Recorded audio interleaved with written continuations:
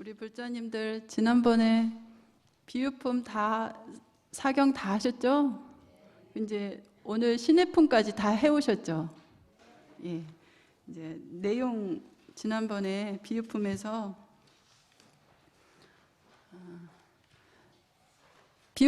우리가 정말 잊지 말아야 할 것이 있어요.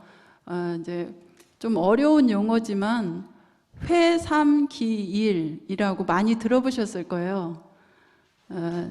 이제 회자는 회의를 한다 할 때 모일 회자를 쓰거든요. 그래서 회원이 몇이나 할 때 그 회자예요.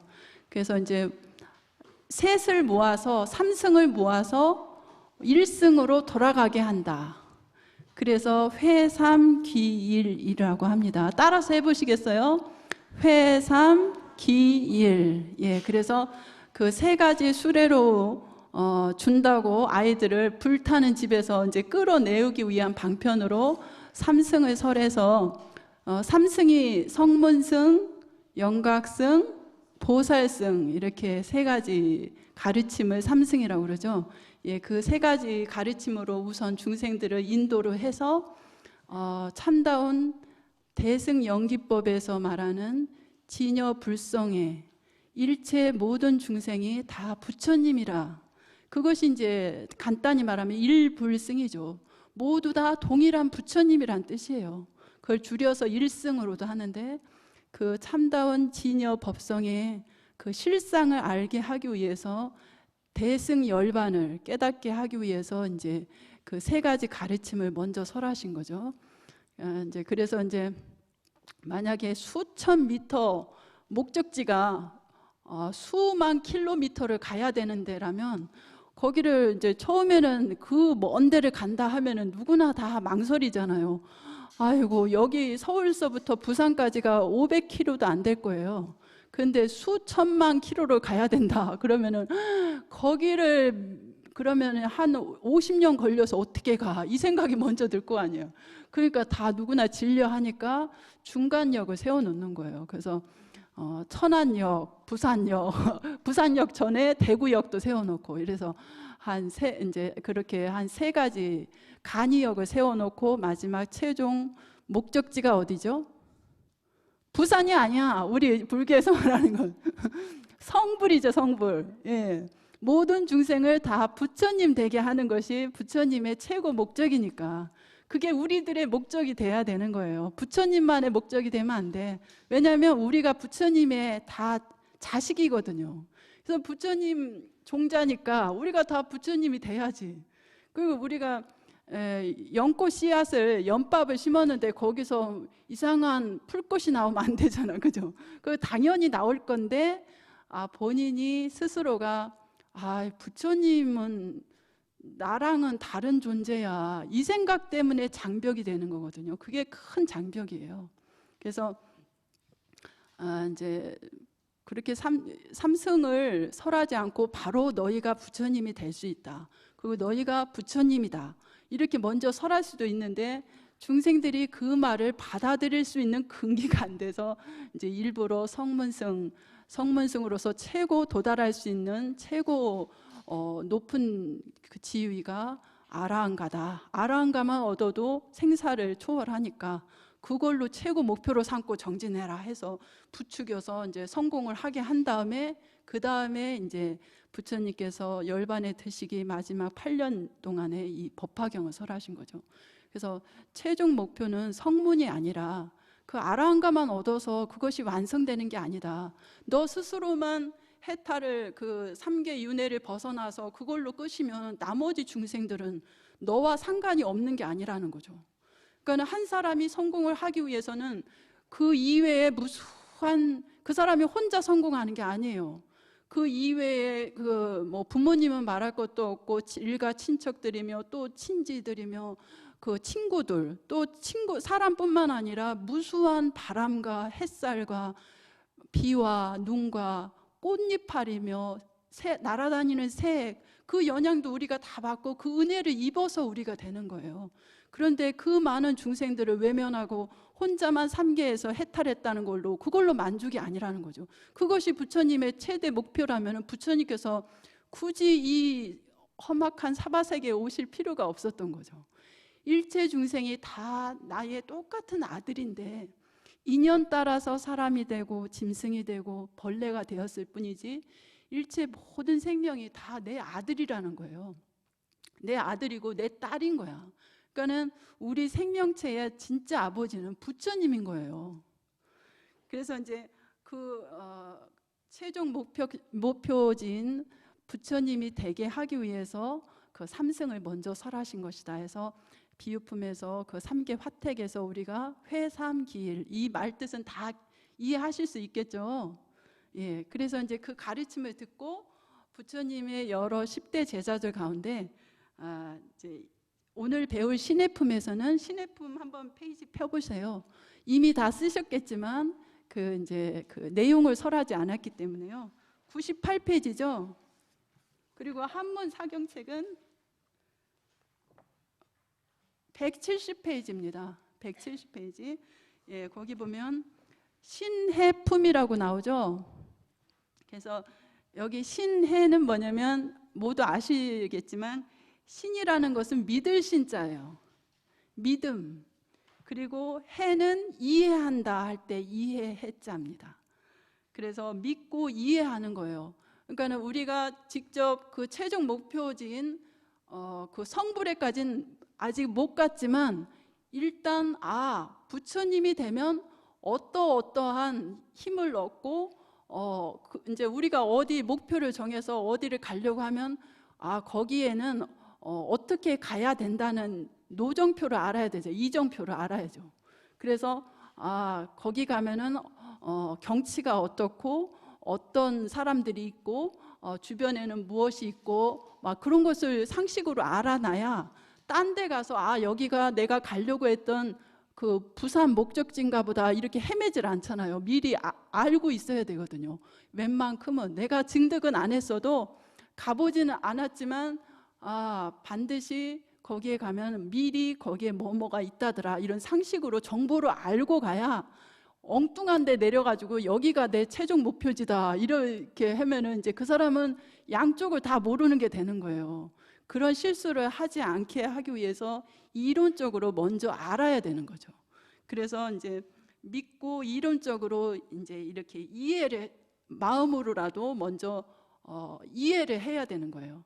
그래서 그거를 강조한 것이 신해품인데 우리가 믿고 이론적으로 알지 못한다면 믿기만 하면은 그게 이제 맹목적인 맹신이 되는 거예요. 이론적인 그 체계가 갖춰져야 그래도 이렇게 크게 흔들림이 없는데 그냥 무조건 맹신만 하면 참 어리석게 그 잘못 사견에도 빠지고 그러죠. 그리고 또 믿지 않고 이론만 알아도 안 돼요. 이론으로만 막 불법에 대해서 뭐 불교 용어를 막 달달달 외우면서 막 논리적으로 굉장히 아는 척은 하는데 마음으로 정말 부처님 말씀을 믿지 않는다면 그것은 이제 자칫하면 이렇게 막 다른 사견에 빠질 우려가 너무 많은 거예요. 그래서 믿고 이해하고 그 다음에 필요한 것이 또 두 가지가 있어요. 우리가 깨달음에 가는데 보통 신, 해 이 두 가지가 필요하고 그 다음에 뭘까요? 행, 증. 와, 박수 좀 쳐주세요. 와, 너무 잘하신다. 예. 아이고, 저기 다 상을 드려야 되는데 말씀드림 내가 2개밖에 선물을 안 준 거였는데 일단 제일 먼저 말씀하신 분이 이따 한 분 드리고요. 이따가 또 문제 낼게요. 예. 그래서 이제 이론적으로도 이해를 하면서 믿음이 굳건하고 그러면은 이제 머지않아서 정말 실행으로 옮기게 되죠.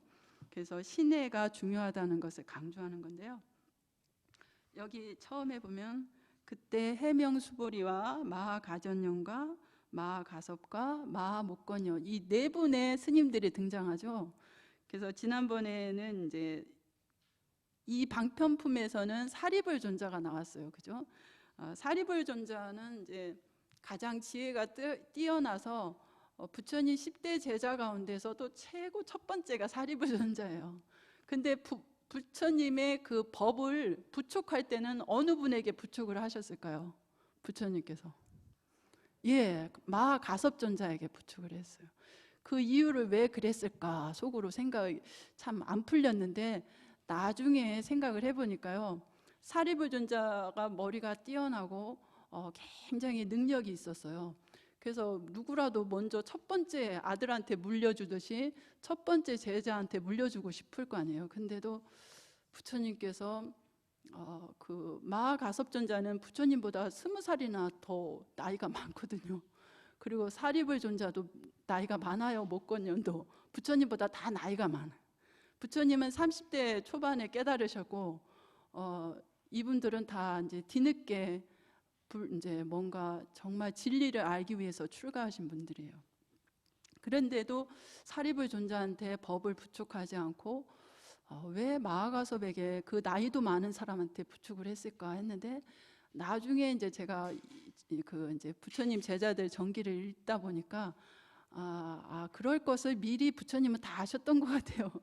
그러니까는 목건년 존자가 부처님 이제 순교를 했어요. 신통 제일인데도 법을 위해 포교하면서 당신이 죽을 거라는 걸 알면서도 그 전생에 업보라는 걸 알기 때문에 끝까지 원망하지 않으면서 포교를 하다가 돌아가셨어요. 일찍. 그리고 사리불존자도 부처님께서 열반하시기 1년쯤 전에 자기 가장 친하던 목련 존자가 먼저 떠난 걸 보고 마음이 아픈 데다가 부처님께서 머지않아 열반에 드실 거란 소문을 듣고는 부처님 열반을, 내가 존경하는 스승의 열반을 제자가 보통 지켜보는 게 이렇게 상례인데 너무나 가슴이 아파서 부처님 떠나시는 모습 제가 못 보겠습니다.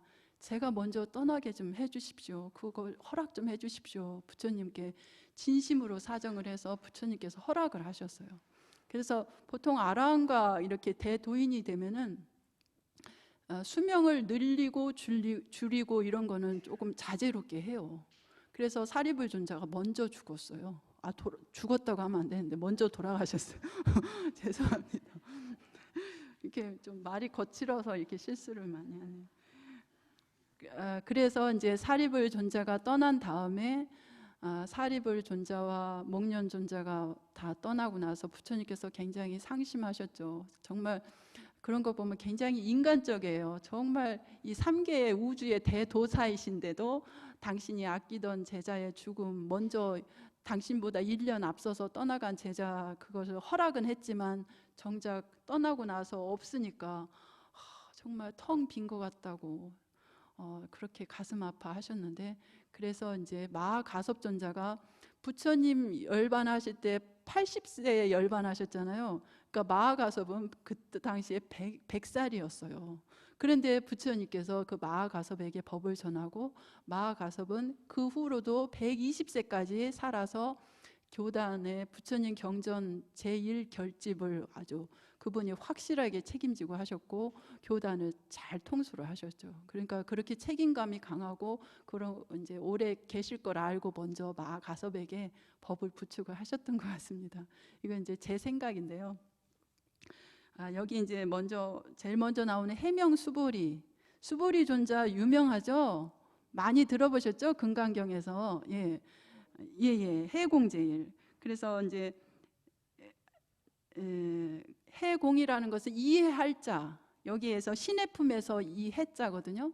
그러니까 공을 가장 잘 이해하고 터득한 분이다. 이제 아라한가를 얻으신 분은 다 공을 깨달았기 때문에 터득을 하신 거지만, 그 중에서 이제 정말 공 사상에 대해서 제법 공돌이를 가장 깊이 있게 깨달으신 분이 바로 수보리 존자다 해서 해공제일 그러죠. 그래서 여기 해명이라고 수식어가 나왔는데, 그러니까 수보리 존자를 해명수보리 이렇게 강조를 한 거예요. 여기서 해자는 이게 지혜 해자입니다.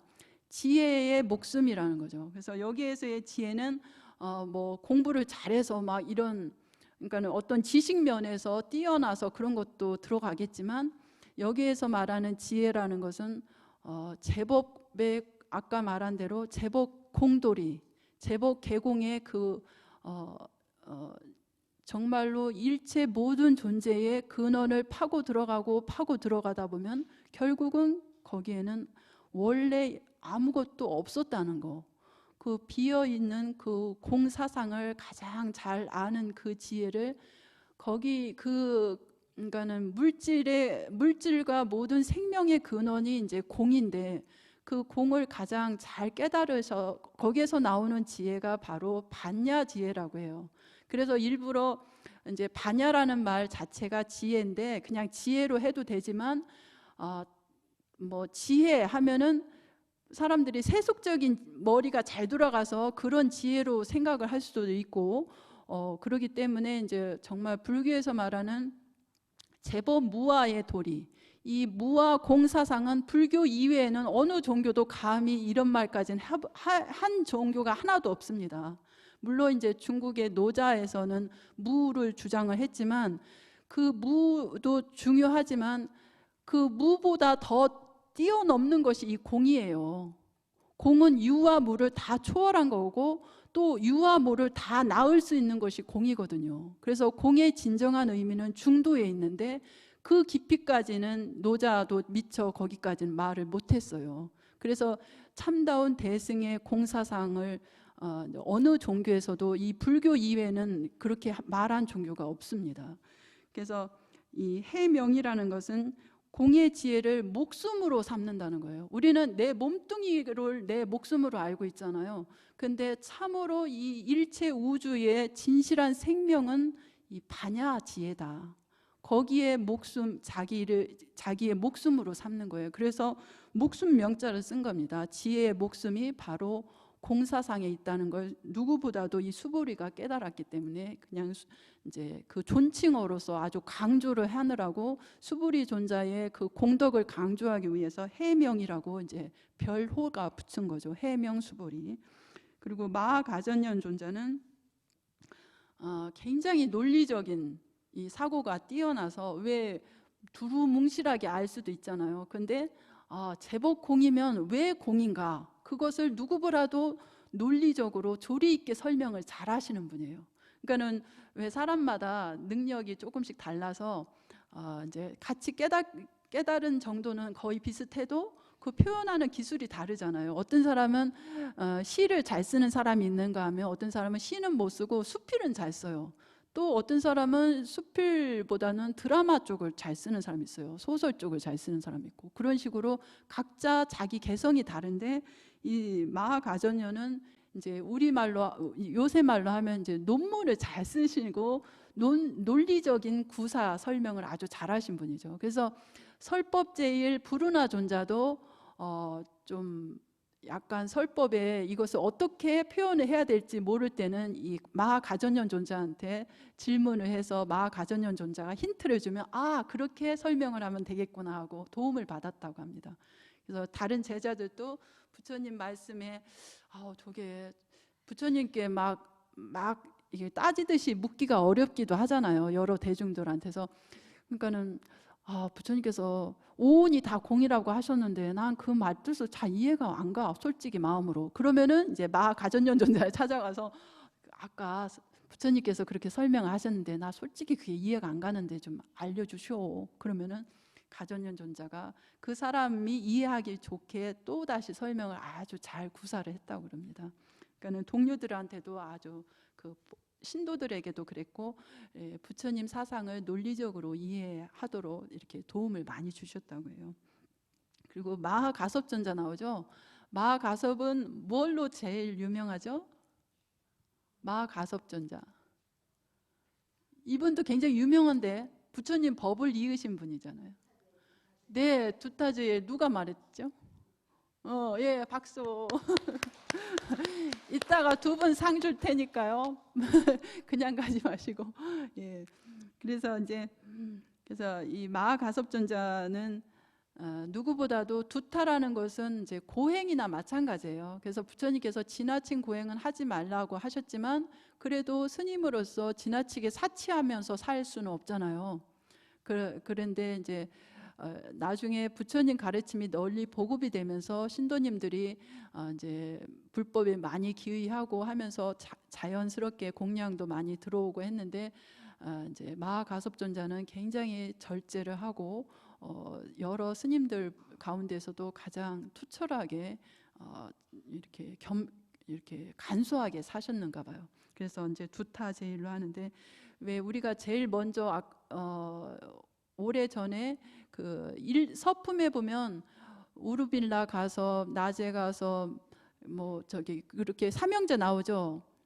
그 가섭 삼형제가 나오는데요. 가섭이란 이름이 그 당시에 우리나라 식으로 하면 영희야 철수야 할 때 그 애들 이름처럼 아주 흔한 이름이었대요. 굉장히 인기가 많은 이름이었죠. 어디서나 철수야 하고 부르면 아무나 대답하듯이 이제 가섭이란 이름이 이제 남자 사내 아이 이제 그런 이제 특히 바라문 계급 사회에서 아주 많이 인기가 있었던 이름이었나 봐요. 그래서 그 우르빌라 가섭 존자는 이 마하 가섭하고는 또 달라요. 그래서 이따가 시간이 되면 우르빌라 가서 얘기하고 우선 마하 가섭 얘기하면요. 마하 가섭 존자는 이제 원래 바라문 계급 쪽에 그쪽 이제 신분이 아주 굉장히 높은 쪽에 있었는데 이렇게 마음의 효성이 깊었었나 봐요. 그래서 부모님이 이제 장가 가라고 이제 나이가 차서 장가 가라고 하니까 자기는 속으로는 싫은 거야.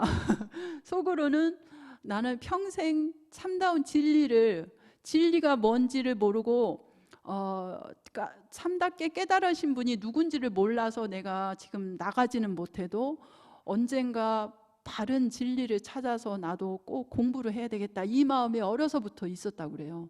그래서 이제 장가갈 마음은 전혀 없는데 나이가 차서 부모님이 하도 결혼을 강요를 하니까 나는 독신으로 살겠습니다, 이렇게 부모님 뜻을 거역하기가 너무 죄송스러워서 어떻게 하면 이 궁지를 벗어날 수 있을까 묘책을 꾸민 것이 그 이제 인도에 뭐 금은 보화가 좀 부잣집은 많으니까 금으로 아주 반짝이는 금으로 최고의 미녀상을 만들었어요. 황금상으로 최고의 미스 인디아를 만들어서 이런 조각상과 똑같이 닮은 여인 아니면 자기는 결혼 안 하겠습니다. 이렇게 우선 정말 그런 여자를 부모님이 어떻게 찾아내겠노. 그러고서 이제 자기는 결혼 안 하고 공부만 하려고 생각한 거예요.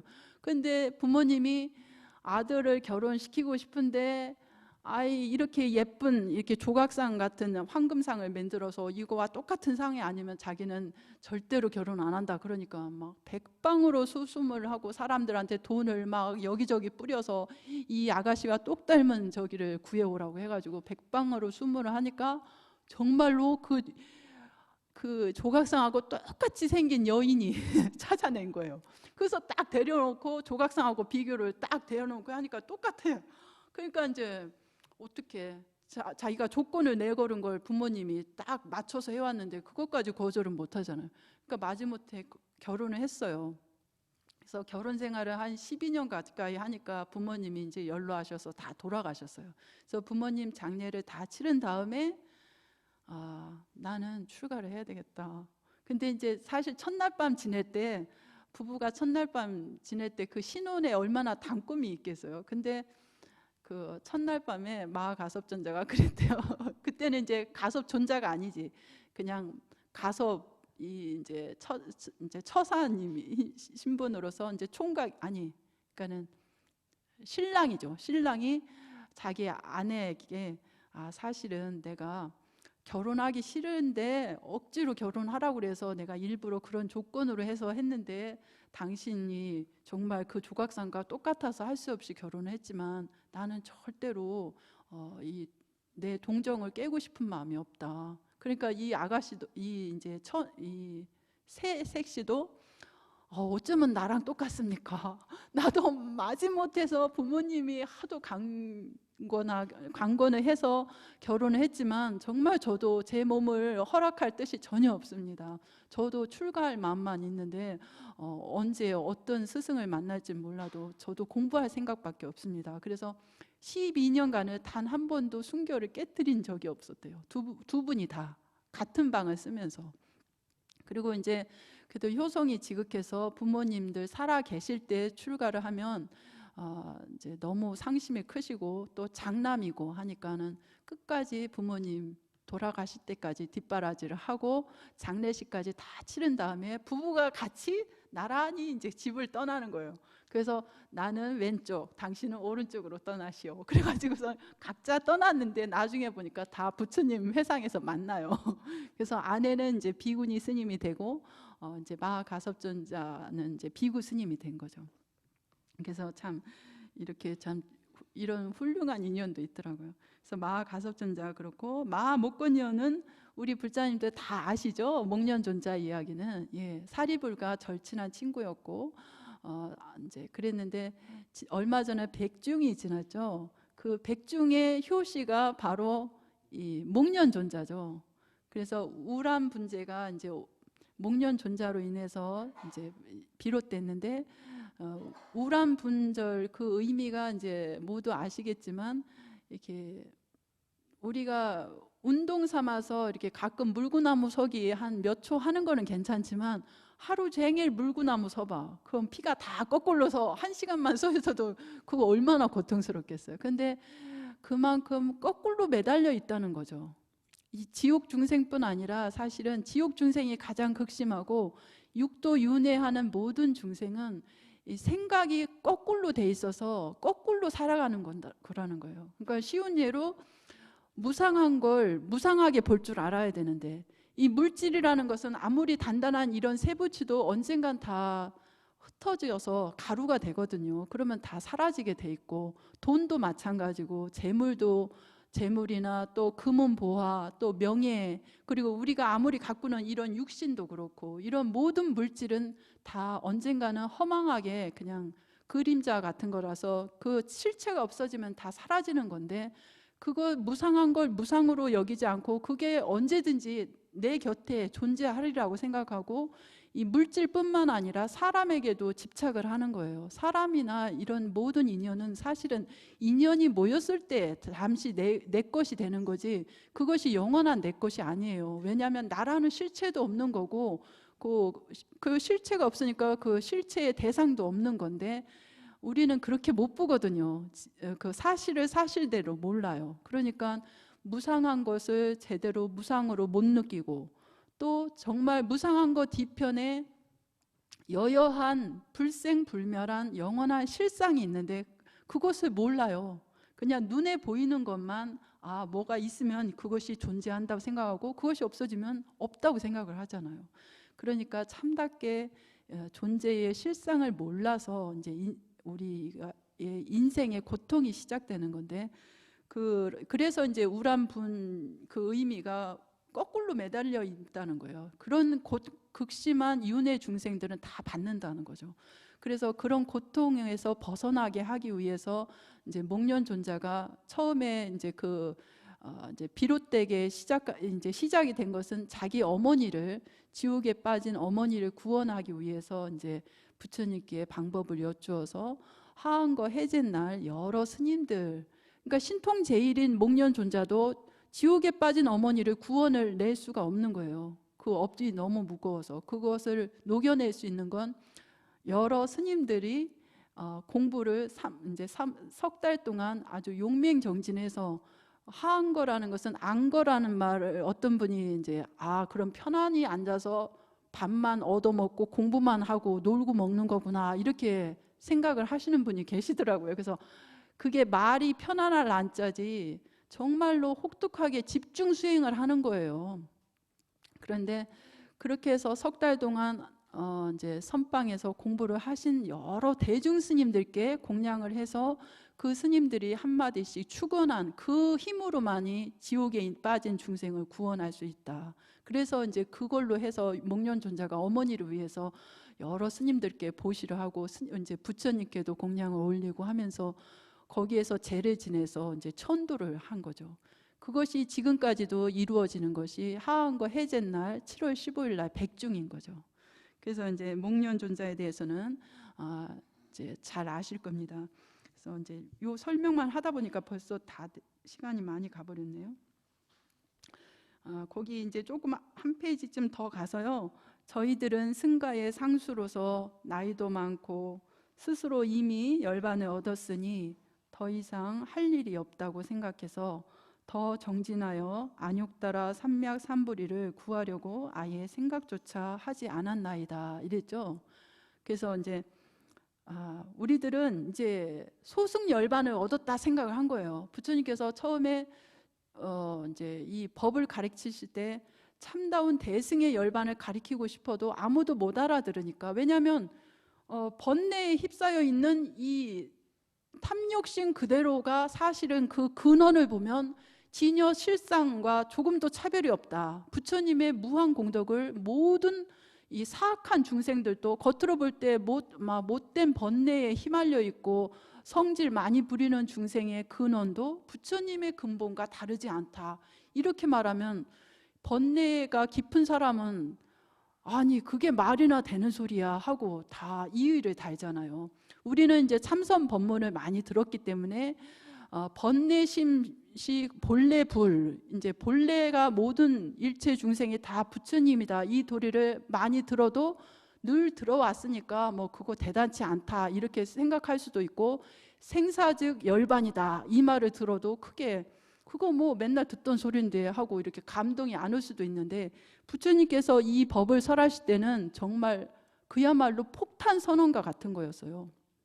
그러니까는 지금도 저 남방불교에서는 우리 중생이 부처님이 될 수 있다고 인정을 못해요. 우리가 최고 될 수 있는 것은 고작 대봤자 아라한가다. 아라한가만 얻어도 그것이 이제 삼계를 벗어났기 때문에 이제 자유자재하니까 그걸로 됐다고 만족을 하는 그런 분들도 계세요. 근데 이제 그것이 그 말을 듣고 이제 처음에는 의아했지만 사리불 같이 지혜가 뛰어난 사람은 무한한 환희심을 느껴서 찬탄을 함으로써 빨리 성불의 수기를 받았고, 이 수부리와 마가전년 그리고 마가서 마목건년 존자도 이제 그 화택 비유까지 다 듣고 나니까 이제 스스로가 지혜가 열리기 시작해서 저희들은 그전에는 이 부처님 말씀 듣기 전에는 우리가 아라한가를 얻었으니까 이제는 제법 무아의 도리를 깨달아서 이제 나는 생사에 더 이상 윤회를 안 하니까 이 정도만 하도 나는 충분하다, 거기에 만족하고 늘 무상무장만 생각하고 이제 뭐 보살들이 닦아야 할 육바람의 수행이며 이런 거 가르침을 들었어도 그런 거 뭐 별거 아니지, 뭐 내가 이미 생사에서 해탈을 했는데 더 이상 닦을 게 뭐 있겠노. 이래서 정말로 중생들을 위해서 이 공덕을 회양하고 부처님 법을 펴고 이 불국토를 청정히 해야 하는 그런 보살의 사명감은 전혀 느끼지 않았다는 거죠. 그래서 부처님께서 이 최상의 도리를 닦아야 된다. 그래서 부처님께서 일부러 제자들에게 법문을 하도록 시켜서 그런 가르침을 설하긴 해도 마음속으로 나는 이미 생사를 벗어났는데 아라한가를 얻어서 이걸로 됐지, 뭐 더 이상 내가 더 닦아야 될 필요가 있나, 이래서 마음으로 별로 시큰둥해 있었는데, 부처님께서 정말 확실하게 우리도 아라한가가 아니라 바로 부처님이 될 수 있다는 확신을 주니까 정말로 기쁘기 한량이 없어서, 이제 그것도 처음에는 못 알아들었지만 화택 비유를 통해서 이 네 분의 이제 제자들이 이제 마음이 열려서 이번에는 저희가 깨달은 바를 부처님께 한번 비유로 말씀드리겠습니다 하고, 이제 여기 신해품에서 나오는 것이 이거 궁자의 비유죠. 이 궁자의 비유도 굉장히 유명해요. 그래서 빈궁할 궁자예요. 왜 그 사람 왜 이렇게 궁색하게 살아 할 때 그 궁자거든요. 그래서 이 빈궁한 아들이 원래부터 이렇게 초라하고 빈궁한 살림살이를 산 게 아니에요. 원래는 아주 부잣집 재벌 장자의 외아들이에요. 근데 그 외아들인 이 사람이 어느 날 이제 뛰어놀다가 이렇게 어떻게 하다 보니까 날은 저물었는데 집을 잃어버려서 헤매고 돌아다니다 보니까 멀리 다른 데 엉뚱한 지방으로 가인 거예요. 그래서 아버지를 못 찾아요. 그러니까는 뭐 혼자 부모님도 없이 누가 그 어린아이를 누가 돌보겠어요. 그러니까 맨날 빌어먹기만 하고 한 푼 주시오 해가지고 이제 동냥질로 해서 먹고 살다가 나이가 이제 크니까는 젊어지니까는 이제 자기가 일을 해서 노동을 해서 그 품삯으로 해서 연명을 하는, 그렇게 이제 가난하고 궁핍한 그런 생활을 하다가 우연하게 그 옛날 자기가 살았던 그 아버지 집에 다시 이제 구걸을 하러 간 거예요, 사실은. 근데 거기서 이제 아버지는 그 정말 외아들, 사랑하는 외아들과 헤어진 지가 벌써 50년이 된 거예요. 근데 이제 아버지가 떠돌고 이 아이를 찾기 위해서 여러 지방을 헤매다가 하도 지쳐서 그 고향으로 갈 엄두가 안 나서 이제 중간에 집을 지어놓고 이제 살고 있었어요. 근데 아들도 이제 여러 군데 뭐 비럭질로 이렇게 떠돌아 다니다가 우연히 그 아버지가 사는 그 집에 온 거야. 근데 거기 아버지가 계시다는 생각을 안 한 거죠. 그냥 이제 여기 부잣집이니까 좀 얻어먹을 것이 많지 않겠나 하고 가서 보니까 그 아버지는 이제 늘 아들 생각을 잊지 않으니까요. 이제 여기에 비유에서는 50년이 지나서 만났다고 그래요. 근데 50년 만에 만났는데도 아버지는 탁 보자마자 그 아들을 당신 아들이라는 걸 탁 직감을 해요. 근데 아들은 그 아버지라고 생각을 못 하죠. 그러니까는 이제 사람을 시켜서 빨리 저 이제 아들이 와 여기는 굉장히 부잣집인가 보다. 이렇게 여기는 뭐 왕족이나 막 큰 그 왕가 집안인가 보다. 여기에 오래 머물거리고 있다가 내가 뭐 그냥 막 강제 노동만 당할 줄도 모르겠다 하고는 무서워서 얼른 도망가 버려요.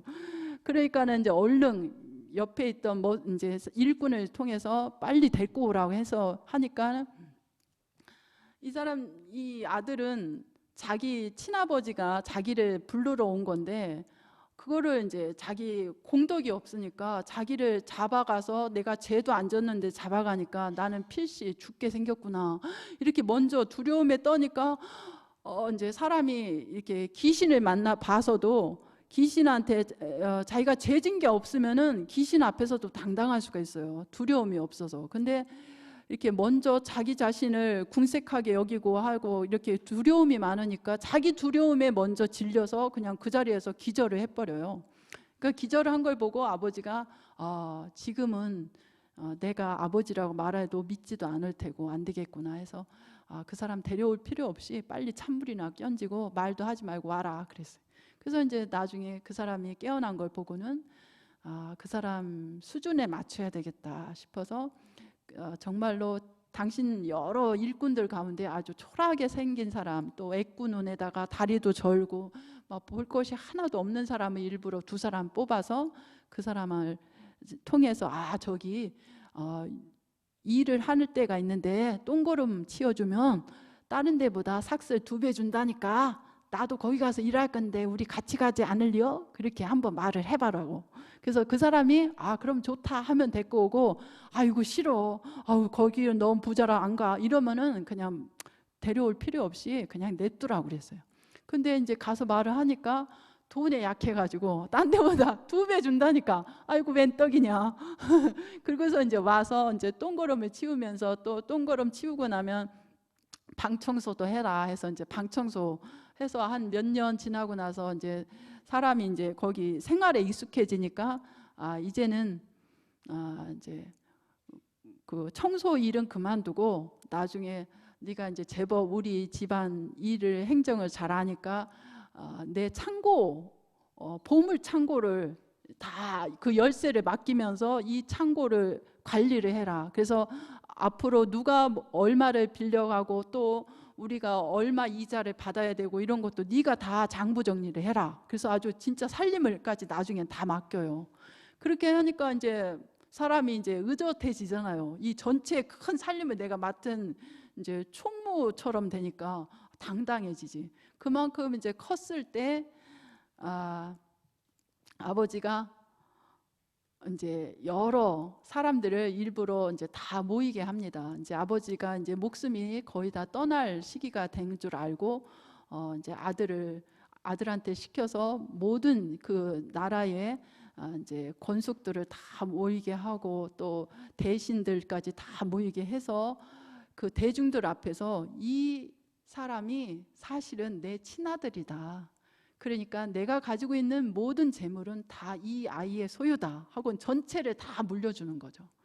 그래서 이제 그것이 이제 궁자의 비유인데 궁자는 이 가난한 아들은 자기는 원래 이 아버지의 아들이라고 생각을 안 했던 거예요. 근데 사실은 아버지의 아들이거든요. 그것처럼 우리도 사실은 우리가 지금 중생인 것 같아도 우리 내면에는 다 부처님의 공덕 씨앗을 다 갖추고 있는 거예요. 그것은 이 누구나가 다 그런 거예요. 그러니까는 이 장자의 아들 한 사람이라고 여기는 나왔지만 이것은 하나의 비유고 일체 중생이 다 부처님의 아들 딸이라는 거죠. 그래서 이제 그것을 이제 좀 독경하고 싶은 데도 있고 한데 시간이 없어서 이걸로 이제 설명을 조금 마쳐야 되겠는데요. 우리가 지난번 비유품에서도 부처님께서 그 화태 불타는 집에 여러 아이들의 그 아버지로 나왔잖아요. 여기 신해품에서 궁자의 비유에서도 그 가난한 아들의 진짜 아버지는 이 재벌 장자잖아요. 이 재벌 장자의 의미가 뭐냐면 부처님이 되면은 무량한 공덕을 다 가지고 있는 거예요. 그래서 이 열반, 우리가 고요한 열반엔 그러니까는 공이라 하면 아무것도 없는 것 같지만 거기에서 나오는 한량없는 공덕이 있어요. 그 열반의 이제 열반 사덕이라고 하는데 정말 변치 않는 청정한 공덕이 4가지나 됩니다. 거기에서 이제 부처님 보통 우리가 30 이상 80정어 그러죠. 또 그것뿐만 아니라 부처님의 육신통, 삼명 이런 거, 부처님의 10가지 심력, 지혜의 힘, 그리고 18불공법이라고 해서 어떤 이승 뭐 벽지불도 감히 함께 할 수, 공유할 수 없는 그 부처님만 가지고 있는 공덕이 있어요. 그것이 18불공법이라고 하는데 그런 무량한 공덕들을 부처님이 되면 다 갖추는 거예요. 근데 우리가 다 그 부처님 법의 재물을 우리가 다 받을 수 있는 거라는 거죠. 근데 우리가 부처님의 아들이 아니다. 나는 부처님이 될 수 있는 존재가 내가 어떻게 부처님이 되겠노? 이 생각 때문에 끊임없이 정말 바로 그 장벽만 뛰어넘으면 될 수 있는 걸 우리가 그 굳건하게 그 무명의 장벽을 못 걷어내고 있는 거예요. 그래서 아직 우리가 부처님의 무량 공덕을 내 재물로 마음대로 활용을 못 하는데 이제 가령 밑그림에 이렇게 부처님 그림을 그려놓고 그림을 그린다면은 그림 그릴 때 수월하잖아요. 그것처럼 우리가 그리고 이제 다른 그림이 안 그려질 거 아니에요. 부처님 그것을 딱 명심을 하고 하면 그것처럼 우리가 먼저 내 본래 청정한 근본이 바로 부처님이라는 걸 명심을 하고 수행을 하면 이렇게 잘못 이렇게 삿된 길로 빠지려고 하다가니도 이 자기가 스스로 정신을 차리거나 아니면 도와주는 그 선업의 인연으로 해서 이 불법으로 반드시 회양을 하지 다른 데 외도에 빠지지 않겠죠. 그래서 먼저 내 원래 이 모든 제법의 실상이 부처님의 공덕이라는 거, 부처님 마음이고 부처님의 무량 공덕을 내가 원래 다 똑같이 보유하고 있다는 이 진여불성을 잊지 말아야 되는 거예요. 그래서 오늘 좀 신해품을 그러면 오늘은 요 정도만 하고요. 이렇게 설명은 요걸로 강설을 마치겠습니다. 그리고 이어서 사경을 하겠는데 죽비 치면 같이 합장하시고 개경계부터 하겠습니다. 개경계 무상심심미묘법 백천만검 난조하금 견득수지 원해열의 진실의 개법장진원 오마라나 마라다 오마라나 마라다 오마라나 마라다. 부처님, 제가 지금 법화경을 사경하오니 경전에 담긴 진실한 의미를 깨달아지이다.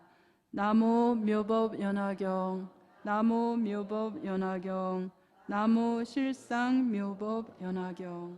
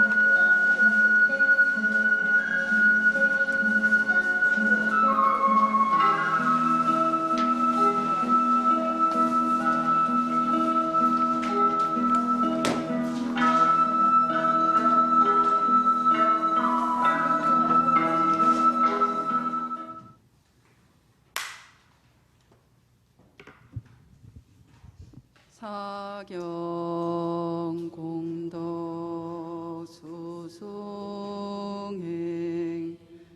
무변승복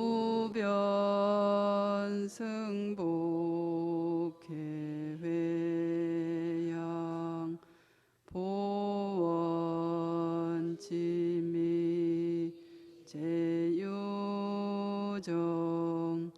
소광무량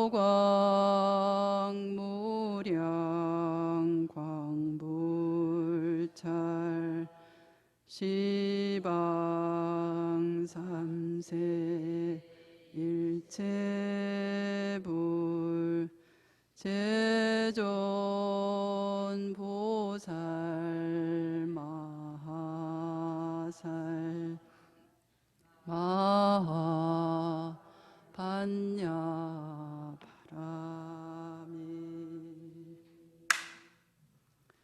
사경 발언문.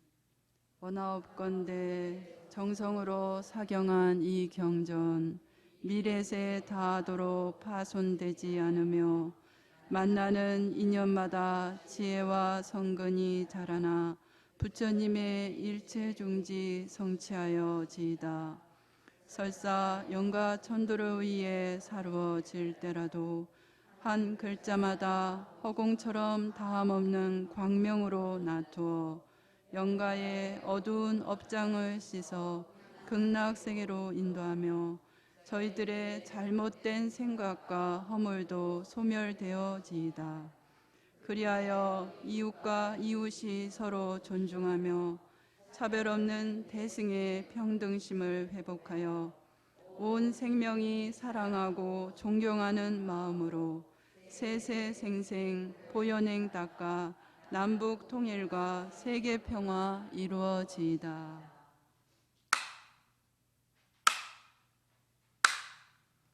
이 공덕으로 모두 소원 성취하시고 성불하십시오.